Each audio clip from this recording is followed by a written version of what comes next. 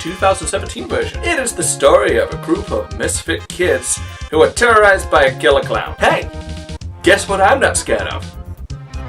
Clowns. Guess what this film is kind of banking on you being scared of? Clowns. Seriously, they're brightly coloured over-actors. What's scary about them? This leads me to my major complaint of the film.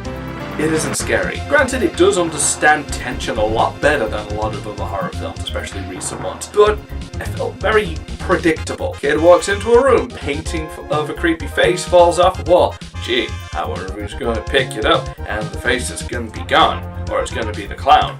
Oh, lights went off behind him. Now we know the face is going to be gone, and the face is going to appear behind him in the shadows. Seriously, there's one thing that can kill the tension, it's knowing what's going to happen. Or have a balloon float across the screen. That'll ruin the scare as well. Seriously, balloons aren't scary either. They're brightly coloured, slow-moving, and associated with parties. You can't convince me that they're terrifying. Surprisingly, the creepiest thing in this film is the people of the town who don't act like people. Like, the first conversation in this is between this guy and his grandson. And it's like, seems to be using some kind of metaphor of like, you're either out here or you're one of the sheep in there.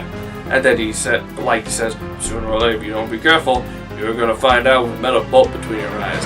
And at that point I start to worry, is this still a metaphor, or is he actually threatening to slaughter his grandson along with his sheep? I shouldn't be confused about that. And it's not just him, it's everyone. Like, what's this bully's problem? Is like desperately trying to carve his name onto this kid's stomach, and it's like, what the hell? And I get what it's trying to do. It's trying to make you feel like the town is part of the problem. It's kind of in or whatever the clown is. But it works against the film because it already puts you on edge. You're on an uncomfortable feeling.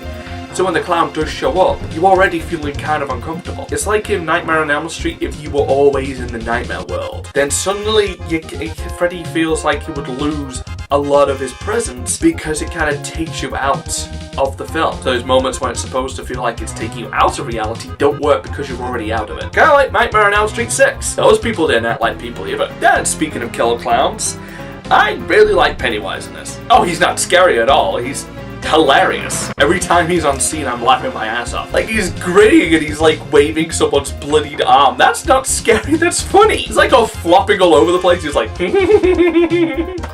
it's funny. He's doing that stupid dance and he's like mugging for the camera. It's not scary. It's hilarious. One of the reasons why I like this film. But the main thing that really drew me in was the kids. These are some great characters. And they got some great actors portraying them as well. Hell, I really hope that these guys go on to do better things. Or should I say, stranger things. No. If you watch my Power Ranger review, you can probably guess that I'm willing to forgive a lot of the film's faults if I like the characters, and I really like the characters in this. So going to the final rundown, it's not scary at all, and the people act like weirdos. But the clown's hilarious, and I like the kids. Don't take that out of context. So all in all, it's a 5 out of 10 for me. It's alright. I've heard someone use the argument that, oh, films aren't scary anymore, it's not supposed to scare you. It kind of is. It's a horror film, and it's clearly trying to produce the emotion of fear, but it's not working.